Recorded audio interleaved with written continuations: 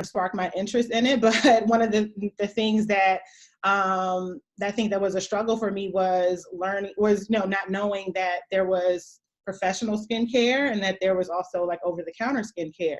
And when I told my dad that I had horrible acne and my skin was terrible, he's like, use Noxema, because that was the popular thing at the time, was Noxema, and you're clean and clear. And while it did technically dry out my acne, I noticed that it definitely totally dried out my skin completely, and my skin always felt really stripped. And I always tell the story of, we went to Disney World one year and I had been using Noxema that whole year trying to get rid of acne, and I got a really bad sunburn on my face because, number one, I wasn't wearing SPF like I should have been on my face, which is, we'll talk about that, and the number one most important thing with skincare. But also my skin had been so severely damaged from the constant, from a lot of the exfoliation that I was doing, or the over exfoliation that I was doing from using Noxema and Clean and Clear, and even a little Neutrogena thrown in there as well. So that's kind of essentially what made me really think about, the importance of skincare. And when I was about 17, my godmother took me to get my first facial, which I had never even heard of a facial. I didn't even know what it was until that point, which I think is something that a lot of people in the, Black community or persons of color, they don't even think about a facial or even know that there's a such thing as getting a facial. And that was honestly a life-changing moment for me in my journey for skincare, and kind of spearheaded me, really becoming almost like a product junkie, because I started wanting to learn every single thing that I could possibly use to treat my own skin. And that is what essentially years later brought me to want to become an esthetician. So I am going to dive into a presentation I created for you guys. Let me pull that up. So there's a little introduction page. As I mentioned, I'm the owner and licensed esthetician at Skinderlust Skin Therapy and Waxing. So I'm going to start with, why should skincare be a part of wellness and not just luxury? If anybody has any answers or questions that they would like to ask, of course, along the way, you can feel free to share them in the chat box. And I think Courtney said she will kind of alert me to that. So I'll be able to answer a few questions here or there as I go along. But again, so why should skincare be a part of wellness and not just luxury? And I think, as I mentioned before, a lot of people tend to think either they don't know about facials or getting a facial, or they aren't even exposed to skincare until they're much older. Or they also think that, when you think of getting a facial, it kind of coincides with also getting a massage. It's like I've been stressed lately, I want to go treat myself and get a facial, or I want to treat myself and get a massage, versus, using it as a way of making sure that you are constantly taking care of your skin. So I just kind of want to break down a little bit. I'm not going to get too technical with everything, but I do want to give you a big picture of what the skin is and what and why it is so important. I think the best way to do that is to really show you what skin is. So your skin is broken down into 3 layers. The first layer being the epidermis, which is the top layer of the skin, the outermost layer, and that's what you see when you look at someone. You can see their skin tone, which is, also considered to be melanin. And you can also see their hair and all of that. So that is essentially what, for estheticians, that's what we work on the most as far as topically. We work on the epidermis of the skin. And then the second layer is the dermis. So this is where your connective tissues are kind of started.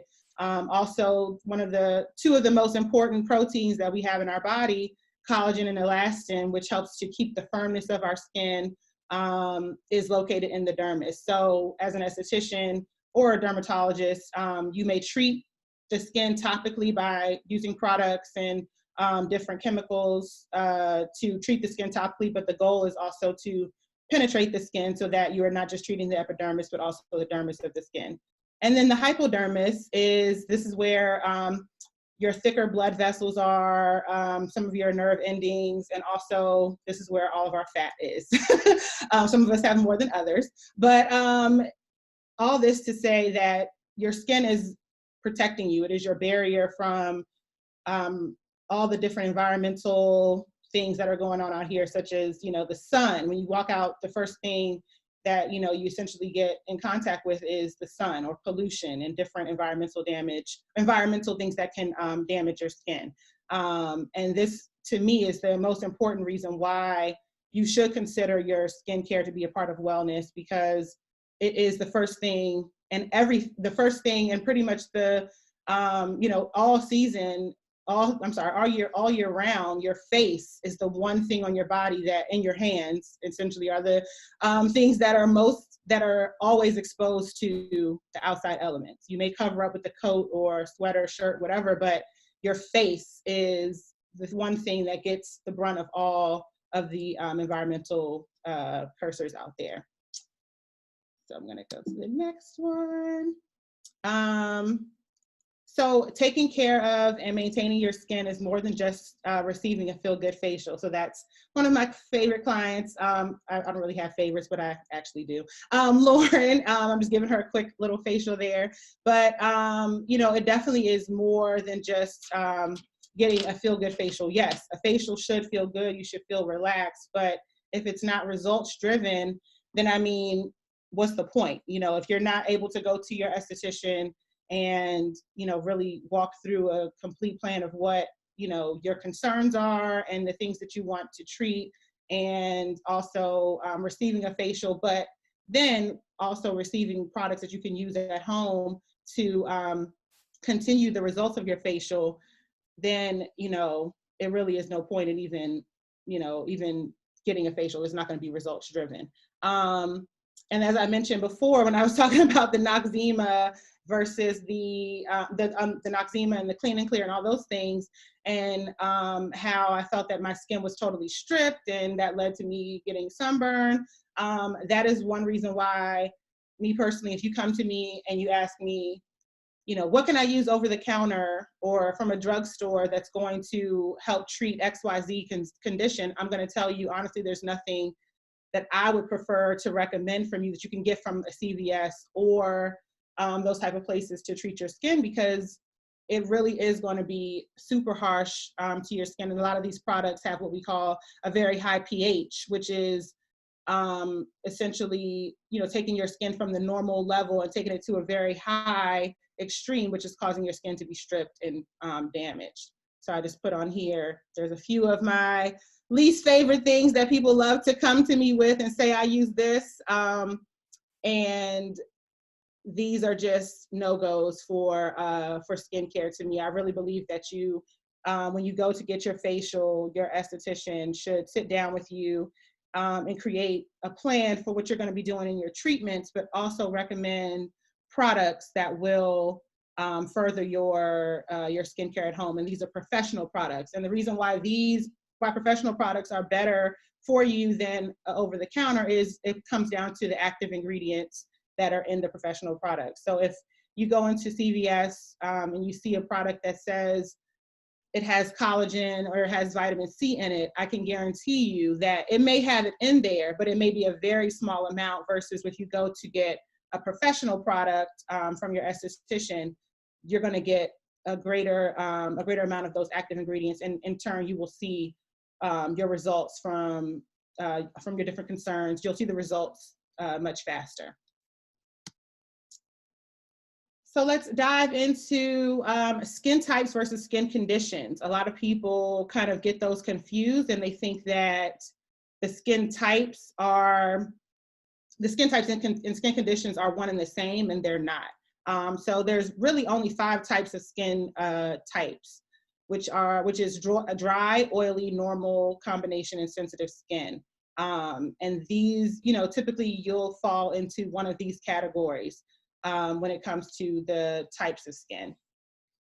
So I'm going to just break down some of those for you, so you kind of have an idea of what each one, what the characteristics are of each skin type, but also how to treat them as well. So dry skin. With dry skin, you're definitely going to see you'll definitely see a little bit of like flakiness sometimes, really small pores. Can also have a little bit of a rough texture sometimes. You can see in this picture, you can kind of see that her skin is, you know, has like a dry, like a whiteness kind of almost to her skin, like she needs to exfoliate essentially. And these are typical characteristics of dry skin. And a lot of people come in and they, just have a lot of like flakiness, maybe around your hairline as well, kind of in your nose area, but typically all over your face, you feel just a dryness. And so this is just kind of like a little plan of how you can potentially treat your dry skin at home. These are things that I would recommend. You're going to want to use more nourishing products on your skin, more hydrating, nourishing, moisturizing products. So for in the morning, I would recommend definitely using a creamy or milky cleanser, hydrating toner, antioxidant serum. And you'll notice that I have an antioxidant serum listed on most of these, or I think on every one, all the recommendations for the different skin types, because the antioxidant is going to be one of the main protectors for your skin to protect your skin from environmental damage. You can kind of think of, I like to use the example of like when you cut open an avocado and, if you leave it there, the air hits it and it, ends up turning brown. But if you take an avocado and spray a little bit of lime juice or something on there, that helps to prevent the browning from happening. That's the same thing that an antioxidant serum, such as a vitamin C serum or a green tea serum, will be doing for your skin. And I think that is for all skin types. You should definitely include a vitamin C or a green tea or some sort of antioxidant serum in your regimen. And then as far as moisturizer, definitely want to use a replenishing moisturizer. And as I mentioned, the number one important thing for every skin type is to include an SPF in your morning regimen. In the evening, I also like for all skin types to do a double cleanse. I love using a cleansing oil to help really break down the dirt and debris from the day, the different oils that you have in your skin that have kind of developed. And this is for all skin types again. So you'll use a cleansing oil, add a little bit of water to emulsify your skin, and that's going to help to remove makeup, dirt, debris, all of the just, nastiness from the day. And then again, you want to use your cream-based milky cleanser, an exfoliating scrub 2 times a week, hydrating toner. And also I really like face oil serums. So there's some that are just face oils, but there are also face oil serums. And as you see, I have a picture here, a botanic oil serum, which is really good to moisturize your skin. And then of course, a nice moisturizer as well. So oily skin, which is me, this is typically characterized by just overall, oiliness all over your face, where you'll also see a lot of enlarged pores, typically kind of like under your eye area, in your cheeks, in your chin, in your T-zone, pretty much all over your face. I know for most people with oily skin, they'll cleanse in the morning, do their whole routine, and then 2 to 3 hours later, they get that oiliness back to their skin. So that's kind of a surefire way to know that you are probably oily. Also, like I said, the enlarged pores kind of all over, but mainly in your T-zone and also in your cheeks is definitely a good way to know whether or not you have oily skin. So treating oily skin, I really like using clay cleansers or gel-based cleansers, really help to deep cleanse the skin and also help to just bring it to a more balanced level.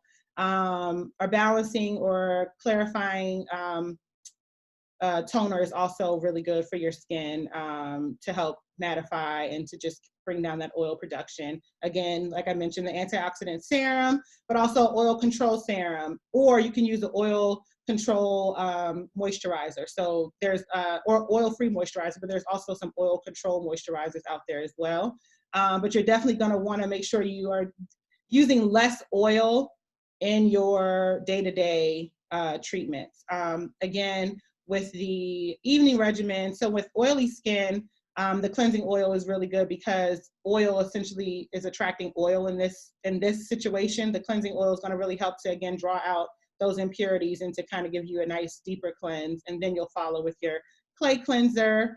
I also really love exfoliating pads for oilier skin types. There's different brands out there that you can use, but I really love these exfoliating pads. It's a glycolic and retinol pad by this brand Skin Script, which is a line that I'll talk about a little bit later, because somebody asked a question about affordable skincare. So I will touch more on that line a little bit later. But then also, like I said, a balancing clarifying toner, hyaluronic acid serum. This is something that's really important also for all skin types, is to make sure you're getting that hydration. Even if you're oily, your skin can still be very dehydrated. You know, drinking lots of water definitely is going to help that, but also adding that hyaluronic acid to your serum on a daily basis will help with that as well. And like I mentioned, oil-free moisturizer is key here. Normal skin. So this, this is typically somebody who really doesn't have any major skin concerns. They don't have an excess amount of oil. Their oil production is pretty balanced. They don't really have dry patches. They may, in the wintertime, experience a little bit of dryness, but they don't have dry skin. It's just, may just be a condition of their skin. So treating this is, pretty simple. You don't, like I said, you're not treating anything in particular. It's more so just a maintenance type of thing. So I like to use, again, a gel cleanser or a milky cleanser. Some people prefer to use a milky cleanser in the evening when they have normal skin, just to kind of give themselves extra nourishment and hydration for the evening, but a gel cleanser in the morning. A hydrating toner, antioxidant serum again, a balancing moisturizer. So you can use something, it could be like an antioxidant moisturizer. Something with green tea is really good to just keep your skin nice and balanced and protected, because like I said before, those antioxidants are really important to really protect your skin throughout the day. SPF. I'm going to keep saying SPF until I drill it into everybody. And then also, so kind of the same for the evening. The only difference is that, you're going to definitely want to use an exfoliating scrub 2 times a week. You can also use exfoliating pads here as well with different acids, 1 to 2 times a week. Toner, hyaluronic acid serum, and a balancing moisturizer. Combination skin. So a common misconception with combination skin is that you are combination oily and dry only, and that means that you have combination skin. So typically somebody is oilier in their T-zone and then dry in their cheeks, but combination skin is not just that. You can also be combination normal and oily, or normal and dry. So, there's some people who they tend to get little dry patches here or there, but their skin generally is pretty normal and balanced. So I would consider them to be more on the combination side as well. So treating combination skin, it's kind of similar to treating normal skin, but of course, if you do tend to have a little bit more oiliness in your skin, you're going to want to use things to mattify a little bit. So definitely using a hydrating toner. You can also use the oil control serum to kind of balance out the oiliness in your skin. But the key is definitely going to be making sure that you're nice and hydrated, and that you are using things to exfoliate as well. Exfoliation is really good for all skin types, even for sensitive skin, which is what I'm about to get into next. Because the key with exfoliating is to make sure that you are getting new skin cells, renewing your skin, every week. You don't want to over exfoliate. So I try to make sure that people aren't using cleansers that have too much exfoliating acids in it, or that your serums aren't too exfoliating. You want it to be a nice balance. So I typically try to keep things pretty mild for most people. Sensitive skin. So this is pretty much characterized as, if I put anything on your skin, typically you're very reactive. You'll feel something immediately. It could be really tingly. Your skin may turn really red immediately. You could have a breakout, fine bumps, kind of like a hives type situation. Sometimes also people who have rosacea are typically considered to be in the sensitive skin category. You can be oily and also be sensitive. So that's also another thing with combination skin, is that you can be combination, but also and be really sensitive. So, that is something that I would have to really work with you on, and just kind of make sure that we're using products that are gentle for your skin. So you're definitely going to want to use products that are definitely fragrance free. I think really across the board, I don't really like a lot of fragrant or synthetic fragrance in products. I think that they're just irritating. Even if you're not sensitive, they can be irritating to your skin. I'm not typically a sensitive skin. I don't have sensitive skin, but if I use something that has a synthetic ingredient,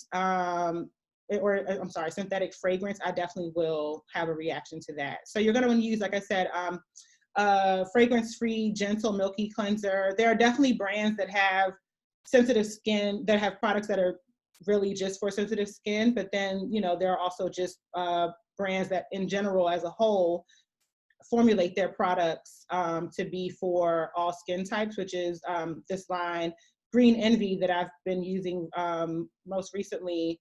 I really love it because it's, number one, 100% organic, all clean ingredients, natural, and it really is good for, they have enough for all skin types. You know, there's a few things that I probably have to pull from other skincare lines, but for the most part, treating sensitive skin, I definitely would use this line because it is going to give you those natural, safe ingredients. So you want to use a hydrating toner, calming, soothing serum. You can also use like a hyaluronic acid serum, or also using things with collagen is really good because that collagen is really calming and anti-inflammatory to the skin as well. And definitely want to use more of like a gentle scrub. You don't want to use anything, you don't really want to use anything too abrasive, period, but definitely using one that's finely milled, you know, like a rice powder type exfoliation is really good. And in the bottom picture, there's an illuminating enzyme polishing powder that is really amazing. It's a really fine rice powder that has matcha in it, and it's really good to, it's antioxidant, it's brightening, but very gentle for the skin as well.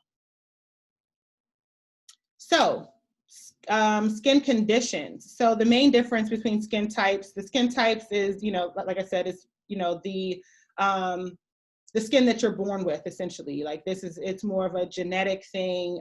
You know, it could be you have the same skin type as your mother or your father or things like that, but your condition are things that, skin condition is things that develop over time or because of something going on within the body.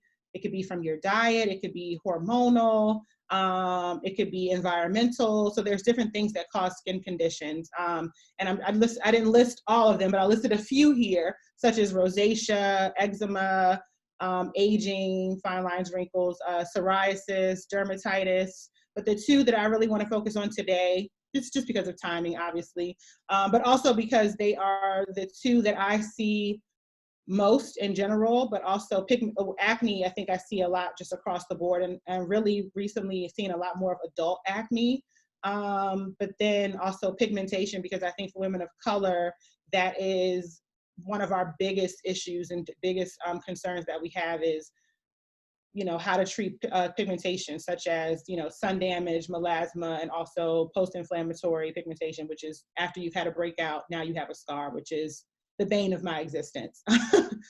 So let's dive into acne a little bit here. So there's different types of acne. We have whiteheads, blackheads, pustules, and cystic acne. So whiteheads tend to be, you know, they're what we call closed comedones. So these typically should not be extracted by an esthetician. That's not within our scope of practice. It does vary state to state, but in the state of Maryland, where I'm from, we are not allowed to extract these, because what's required for that is to use a lancet, which is like a fine, thin, like knife type of thing to pierce the skin and then extract it out. And that's more so in the medical scope of practice. So we are not going to extract those, but I can definitely recommend things that you could do at home to help soften the skin and loosen up the debris and the oil that's trapped under your skin from a whitehead. So those typically, sometimes people tend to get them kind of more around their eyes, which typically means that you may be using either you could be using a eye cream that's a little bit too heavy. If you wear glasses, you know, you may not be cleaning the rim. So the oil, you know, you put your glasses on and the dirt and debris is just sitting there on your face. Even after you've cleansed your face, now you have just dirt and oil just sitting there. So that's really important. So like I said, environmental things such as that are very important to be mindful of. especially when it comes to acne, because I know even for myself, making sure that I constantly change my pillowcase and don't wear the same headscarf every night, or, you know, making sure that you wash those things. These are environmental things that you can do to help prevent different types of acne. So blackheads, this is definitely, you see this a lot more with oily skin types, but I also see them with all skin types as well. What's happening with the blackhead is essentially the oil and the dirt that has been trapped in the skin is now kind of starting to come to the surface, and now it's the dirt and debris is oxidizing. So that's why it is turning the black color that you see. And the best way to treat a blackhead is to come and get a facial. And we will, and doing the different steps in the facial, mainly the exfoliation step, which, you know, using a enzyme to really soften the skin and to also soften the sebum, which is the oil and the dirt that is essentially trapped under the skin, to help soften that so that we can easily squeeze all that out. And trust me, you're not going to gross an esthetician out. This is our favorite thing to do. When somebody has tons of blackheads, I mean, I feel horrible for them, but I'm also very excited because that means I'm going to spend some time really getting all that out. So pustules, that's typically what we just call, that's the fancy word for a pimple. These are characterized definitely by, you know, typically kind of like how you see in the picture, red around the outside, which is that inflammation there, but then has like a white or yellowy type of center, that's the pus that is just, you know, which is pretty much debris and just oils and all types of nasty things, that bacteria that is trapped under the skin that is ready to come out. I also do not like to extract these per se. If it looks like it's ready to me, meaning that it's really kind of at its head, then I will go ahead and try to squeeze that out. But the problem is, you know, just like when I tell people don't pop your pimples at home, is that you're causing trauma to the skin. The best way to treat a pustule is to try to essentially dry it out and to get out the bacteria and the, you know, all the dirt that's in there from using things like benzoyl peroxide or salicylic acid, which typically you can use in like a spot treatment type of form. And also, of course, coming in for treatments using chemical peels or enzyme exfoliation, like a pumpkin enzyme is really good to treat pustules, which is typically like hormonal acne is what that, you know, pretty much tends to be. So you'll definitely see this. You'll see more pustules, typically people who get hormonal breakouts, which is, you know, around your time of your cycle, or if you do have anything hormonal going on, like if you're taking a birth control pill or you've had any changes hormonally, such as becoming pregnant or taking birth control. A lot of people who come in and they're like, you know, I have these hormonal breakouts that I just can't get rid of. I've tried dermatologists, I've tried this.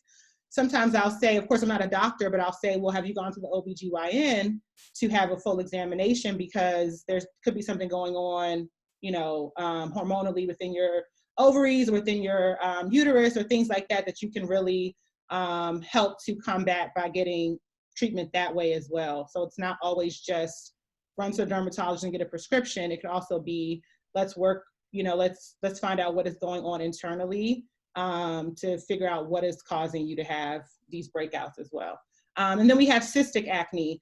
It can also be hormonal, has a lot to do with your diet. And the difference between, you know, pustules and cystic acne is that the cystic acne is really more so under the skin. It's like really large inflamed bumps that, you know, typically I will recommend to get those extracted, to see a dermatologist, just because there's no way that we're not going to squeeze that up in a treatment, but we can definitely, I love to treat pustules and cystic acne kind of similar, doing a mandelic acid chemical peel. I've noticed over the last few years that using mandelic acid to treat all types of acne is much better than using just straight salicylic, because the mandelic acid is going to, number one, it's antibacterial, so it's going to help to get in there and really get the bacteria out, but it's also very nourishing to the skin. It's not going to give you that dried out effect that sometimes salicylic acid which is typically what people use to turn to for acne. I just noticed that mandelic acid seems to treat it in a less abrasive and more hydrating, moisturizing way versus, I don't want you to be dried out. Ashley, Yes. can we just touch upon back acne, and do you do back facials? So that's a question Yes. that came in, and then can you talk about back acne? Because I feel like it's present, but it's not always talked about. Yes. So I call it back acne. So back acne is definitely it's definitely treatable. And yes, I do back facials. I think people, again, a lot of people don't even know that there's a such thing as a back facial, and where we would be doing the same thing we would do in a regular facial, we would do to your back, and really helping to exfoliate the skin, because a lot of times, especially with our skin on our back, I mean, we get in the shower and we do our, usual thing that we do. We don't really treat our back at all. I mean, and a lot of times, I notice I get more back acne. I don't get that much, but occasionally in the summertime when I'm wearing tank tops and I have like long braids or long hair extensions, the oils and stuff like that from your hair can cause that, but also that can also be a hormonal thing as well. So definitely treating that through getting back facials is, I definitely would recommend that. And you can do pretty much just about anything you do to the face, you can definitely do to the back. So that would definitely be a great treatment for anybody concerned with back acne. So I just listed here a few different types of acne treatments. Like I said, a lot of people already kind of know that the number one or number two, the main way a lot of people treat acne is with salicylic acid or benzoyl peroxide, and also retinol. I don't always recommend retinol as my first course of action, because a lot of times retinol is very thinning to the skin. Of course, if you're using it in a serum where it's kind of cocktailed with other things, it's not as aggressive. But the problem that I have with retinol is it's not retinol itself. It's more so when people are using retinol, they don't always tell me, and then they come to get a wax, and I'm like, okay, you didn't tell me you were using retinol until after the fact, and now we've kind of lifted your skin or something like that. So these are things that are really important to let your esthetician know. If you are using retinol, really anything that you're using, you're going to want to let your esthetician know. But salicylic acid and benzoyl peroxide really help to get to the root of the different breakouts. But I really prefer to use this as a spot treatment versus an all over. Just because, like I said, it can be very drying. Or if you are using this as an all over treatment, you're going to definitely want to make sure you're using things like hyaluronic acid to make sure that you're keeping your skin nice and hydrated and moisturized. So like I said, blemish spot treatment is definitely a really good way. Also using glycolic acid is another option. And this spot treatment that I have listed here uses glycolic and salicylic as a spot treatment. Mandelic acid serum, that's one thing that I've been recommending a lot lately for all over treatment, just to kind of bring down inflammation in your skin and to get out the bacteria that is causing acne.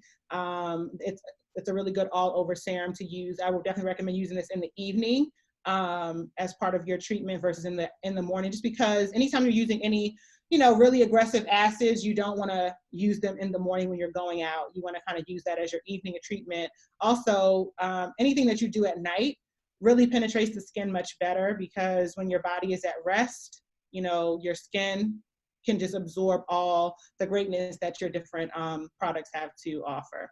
Also, CBD skincare is something that I also really love to treat milder forms of acne. If it's more like on the cystic side, I probably wouldn't go the CBD route. You can use it as a at-home treatment if you'd like, but I think CBD skincare is definitely good for more of like your hormonal breakouts, because it really helps to get into the body and to help really get to the root of what's causing you to have that breakout. And I've seen tremendous change in myself as well as my clients, just from recommending different CBD skincare products. So like a cleanser, exfoliation, and using weekly masks at home with CBD skincare really helps to work with that. And then in the treatment room, I definitely love to treat, to start kind of mild. I don't like to go aggressive off the bat. And I also feel like, especially if you're my first time client, I'm definitely not going to just dive in and give you an aggressive chemical peel, because that would be absurd. And if you go to an esthetician, I just want to let everybody know, if you go to get a facial and you get a chemical peel on the first day, or your recommended one on the first day you go, you should probably run, because that to me is just, you don't do that. You have to prepare somebody's skin at home. They have to do certain things at home, but then also in the treatment room before you dive in with an aggressive peel. So like I mentioned before, mandelic acid peel is also really good to treat acne. And if it's really, really aggressive, such as like the cystic acne, I may do a mandelic acid peel, but also combine salicylic acid, kind of in a different, in a series type of thing. Pigmentation. This is, like I said before, the bane of my existence, because I know that if I have a breakout, I'm going to immediately scar. And this is, I think, true for most people of color, but then also not just the post-inflammatory pigmentation, but there's also melasma, and then also sun damage that we all suffer from. And the best ways to treat those things. I definitely think using vitamin C or any sort of antioxidant is definitely going to help to protect your skin from further pigmentation damage. So you want to make sure that you are using a vitamin C or some sort of antioxidant serum in your day-to-day regimen, in your daily regimen for the morning especially. But you also want to start using things that are melanin inhibitors. So things like ferulic acid, kojic acid, and arbutin. I love when I find a serum that has these type of acids cocktailed, because that means that they're really all working together to help fight that melanin production. And when it comes to melanin and the overproduction of melanin, it tends to be it comes from a lot of trauma from the skin, but also, like I mentioned, the sun damage. So if you're not wearing that SPF, even people of color, you will have sun damage. And I remember when I think I was just finishing school, and we went to this skincare thing, and they had this really cool UV damage light that people can lay under, and you'll be able to see all the sun damage that people have on their skin. And people of color were like, oh no, I'm good, I don't have it, da, da, da, da.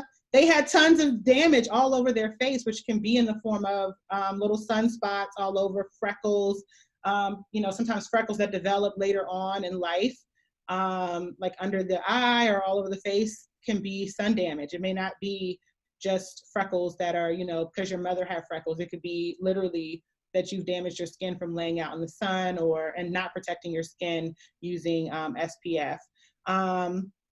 In the treatment room, I definitely like to start, before we do anything aggressive, like I said before, I try to start with using more of brightening enzymes and see how far we can get with that, because typically, it's just a very surface, level pigmentation, such as just kind of really on that top layer of the skin that I mentioned before in the epidermis of the skin. So using something to really break down the dead skin cells, such as a brightening enzyme, will really help to eliminate some of the surface pigmentation. But if there is more aggressive work needing to be done, such as things like melasma or sun damage, we may have to go a little bit further. And I really like to use microdermabrasion and hydrodermabrasion. I recently started using hydrodermabrasion more recently, and I've seen tremendous results from that. But the main thing that I've seen the most results with is a combination of microdermabrasion or hydrodermabrasion and a peeling. Now, of course, I wouldn't do that off the break. I would want to build your skin up and make sure that you're able to endure that. So I would do different enzymes and maybe do like gentler peels at first. And then as your skin is able to handle it, I would definitely want to do a micro peel. And that is, essentially using microdermabrasion, suction, and the the exfoliation from that combined with the peel is really going to help to lift off the dead skin, but also allow the peel to penetrate much better because we've already done a surface exfoliation, if that makes sense. Dermaplaning is also another way to help get rid of some pigmentation. I like it. It's not my favorite thing. Like if somebody wants to do it, I definitely know how to, I definitely do it. But I typically, that usually isn't my first resort, but it does help because essentially with dermaplaning, what you're doing is you're removing dead skin, but also removing those fine baby hairs, what they're called vellus hairs, but the very fine hairs on your face, which is going to allow for better product penetration. So this is really good to combine with the peel as well, because it also will help the products to penetrate better and help to lighten and brighten your skin.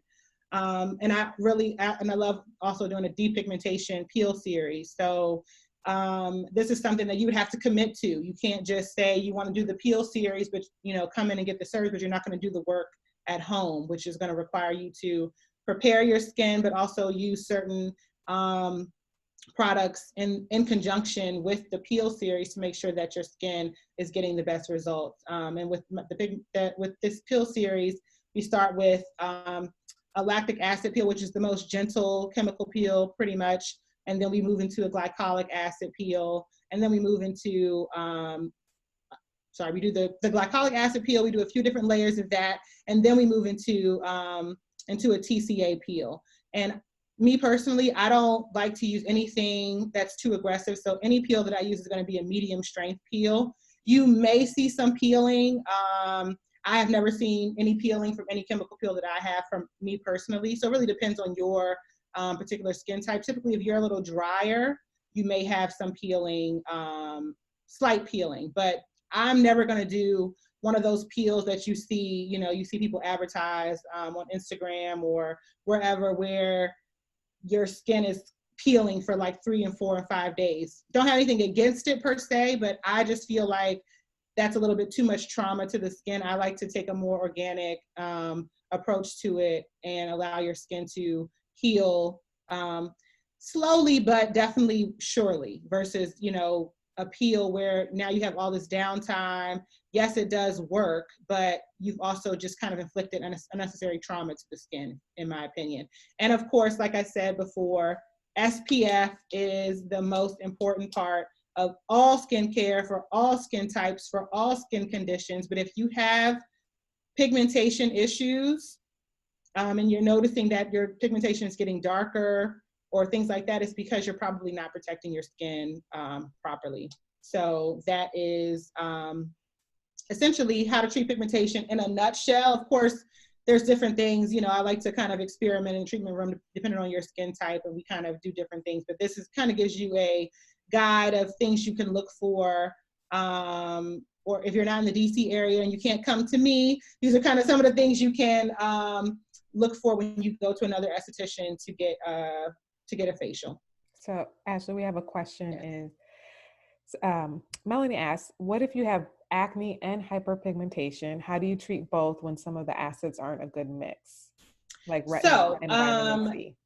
So that's a really good question, Melanie. So as I mentioned before, using mandelic acid is a really good kind of 2-in-1 type of treatment. Of course, my initial approach and the way that I learned to treat pigmentation and acne is to treat the acne first, because you want to try to bring down whatever is causing the acne, and then you treat the pigmentation. But then if you're somebody like me who's just, I have one breakout and then I get that together and then I'll have another one just because it's a hormonal thing. It's something that, it's just going to continue to happen. I prefer to use mandelic acid. Mandelic acid, like I said, it is it's a really good acid that's going to help to be antibacterial. So like I said, it's going to help to treat the actual cause of the acne, but it also is anti-inflammatory. So it's going to help to bring down inflammation. So even in one treatment, you'll see that if you come in with really inflamed acne in you'll see a huge change in your skin from one mandelic acid peel. But also using a mandelic acid serum at home, you'll definitely see a change in your acne, but also in your pigmentation, because it's also very it's a really good antioxidant as well. So you'll definitely see a change in the brightening of your skin as well. Hope that answers that question.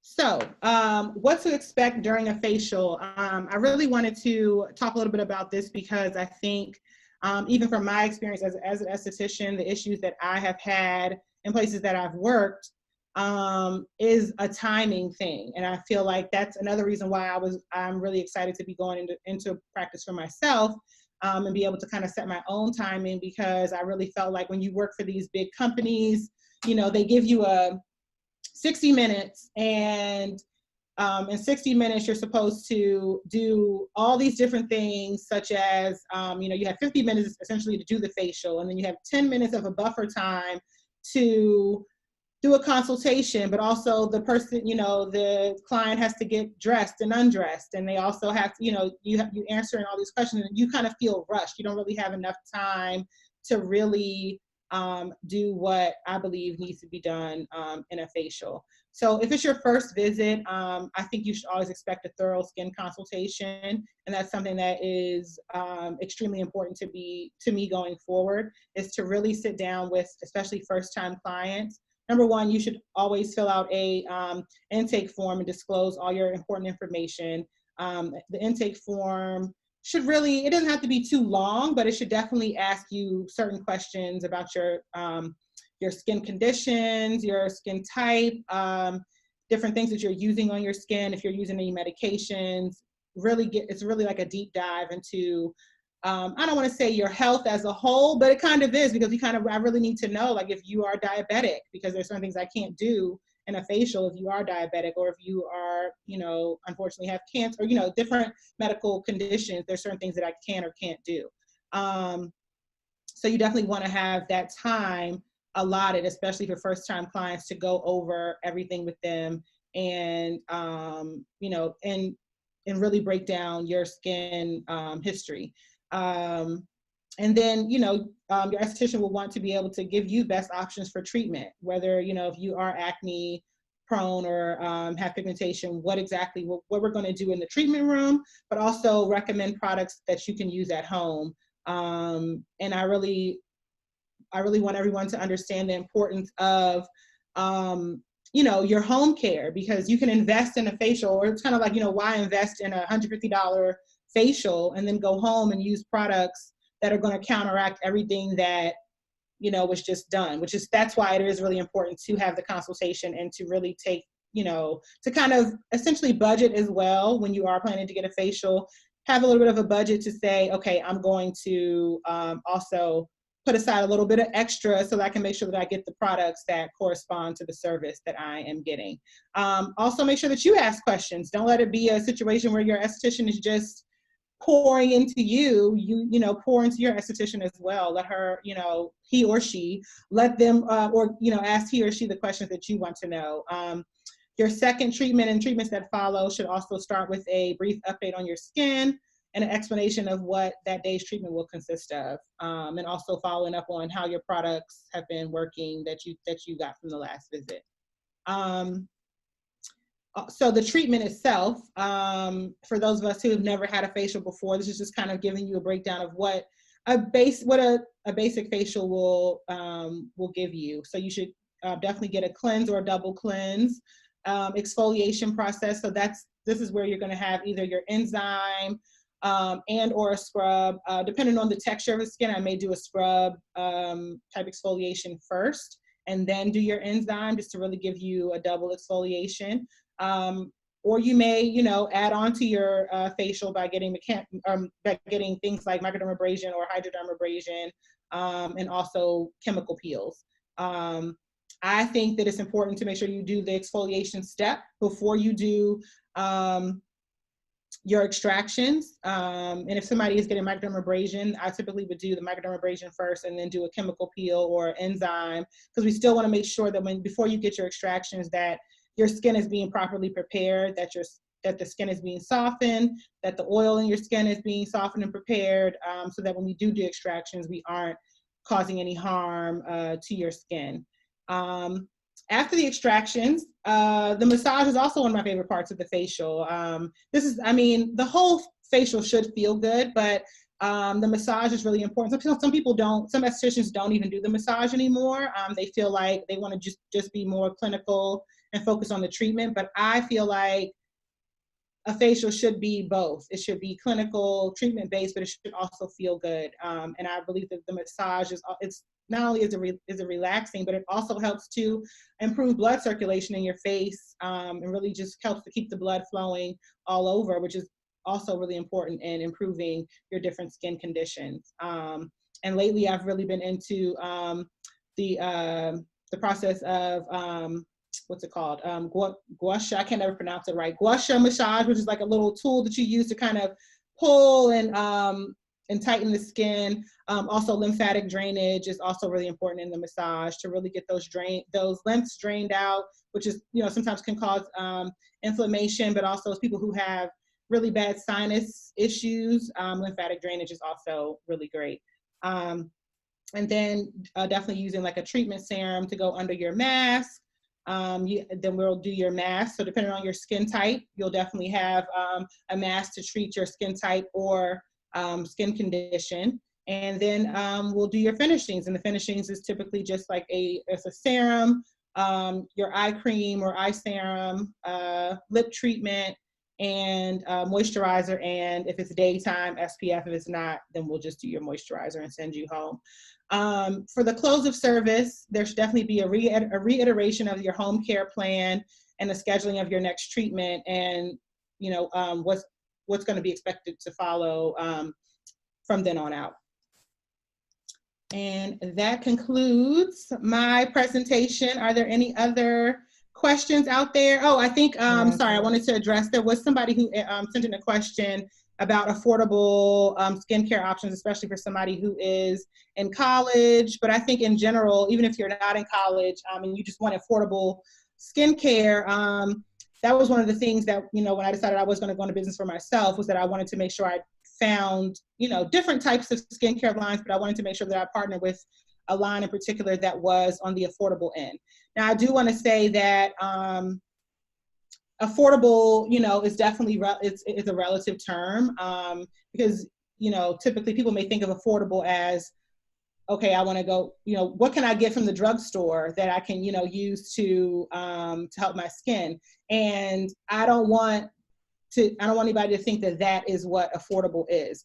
But I also don't think you have to spend $100 on a moisturizer or $200 on a moisturizer to get the results that you want. So SkinScript skincare is one of the lines that I've been using for over, I guess, a year, maybe almost 2 years at this point. And I really love the fact that they use chirally correct ingredients, which means they're only using ingredients that are going to really get to the root of what your skin condition is. So if you're concerned with pigmentation, it's going to have, vitamin C that is really good for, that is really going to treat it. So it's not going to have a bunch of fluff, unnecessary ingredients in it. But it's also very affordable. So we're talking about, you can get a cleanser from them for $20, I think 20, a little over $20, but their moisturizers are, anywhere between 20 and 30 versus, some skincare lines where moisturizer is 75, 90, it can go up. And I really love the results that I've seen personally from that skincare line, and also that my clients have seen.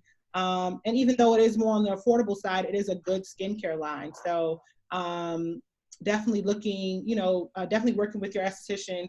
I think, you want to find an esthetician that caters to that isn't just about the almighty dollar and that wants to get the most, the most expensive skincare line possible in her suite or in her business. That, I want to be able to cater to everybody on, from different ends of the spectrum, whether you are a college student to whether you are a 70-year-old, woman. I want to be able to help you with your skincare. So any other questions? Yes. So we have a couple questions. The first one, there's a question from Erica, I'm gonna come back to your comment, but there was a question in regards to molds. So, can anything be done for flesh molds? I find they're appearing more on my face as I age. Oh, a flesh mole. Yeah, flesh mold. Oh, okay. So, Mold. so flesh moles, that definitely is going to be more so in the dermatology realm of practice. So different. So the main thing when it comes to aesthetics versus dermatology is there are certain things that an esthetician just cannot do because it may require to either laser something off or cut something off or burn something off. And that typically is going to be the route that if you're trying to get removal for a flesh colored mole, you're definitely going to want to go see a dermatologist for that because they have different lasers they can use, or they may even just use a lancet to just go ahead and cut that out. That definitely is something that I would be able to do for you. And then the next question is, do you have a favorite clay mask? Yes, I do. My favorite right now is two. I have two.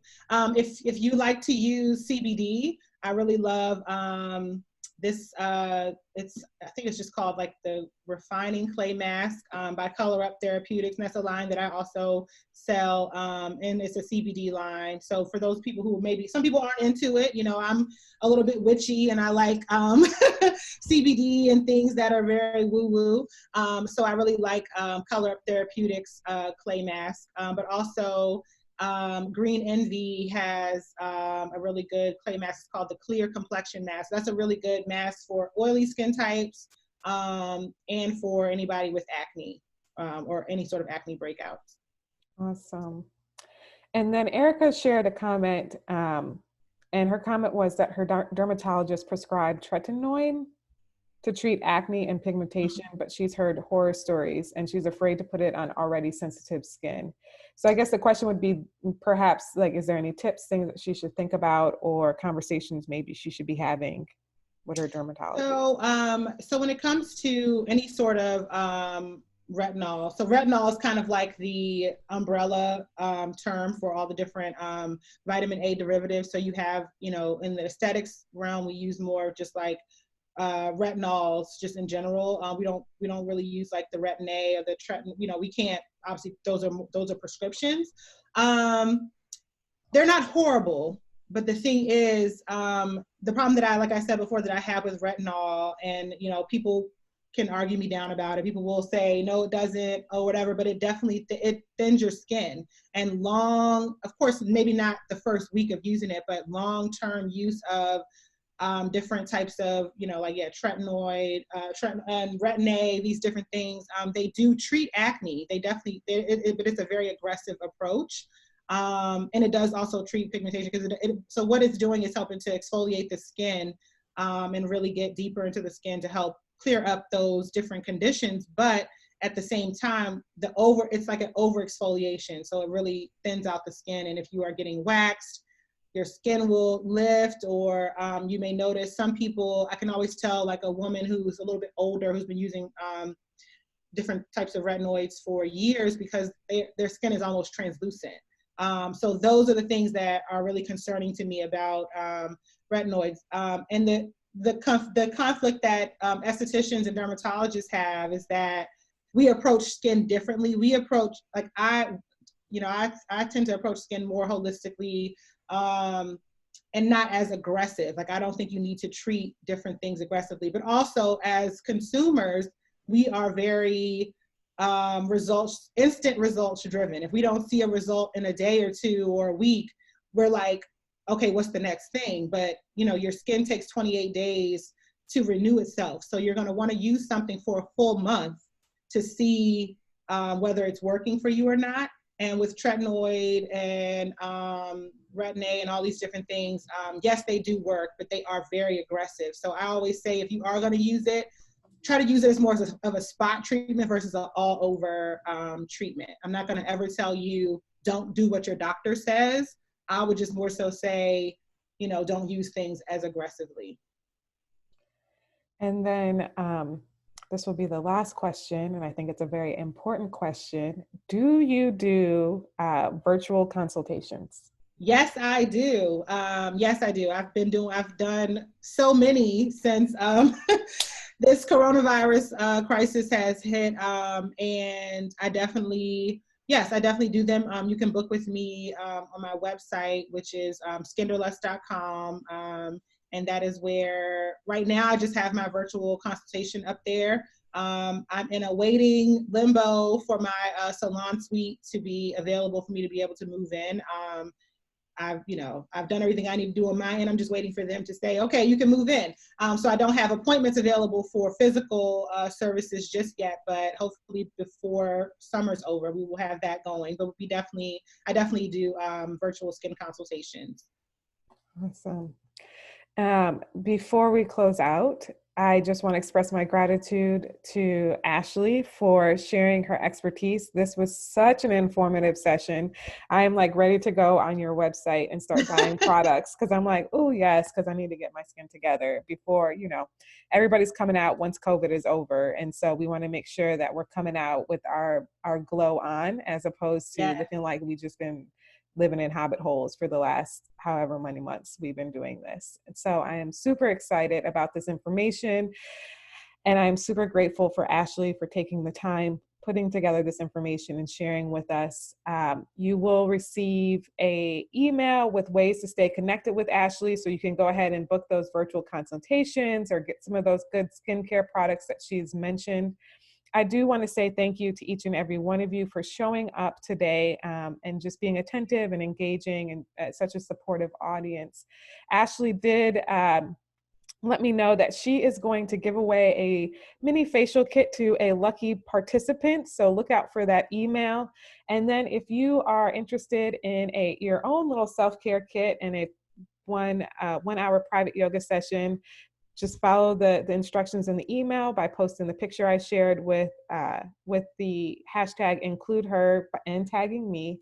And I will be selecting a raffle winner at the end of this week. I look forward to seeing you at other Include Her sessions and being in touch as we continue to support one another on our journeys to wellness. Thank you, thank you, thank you all for showing up Thank you, today. ladies. And Thank you so much. see you all soon. Thank you, thank you.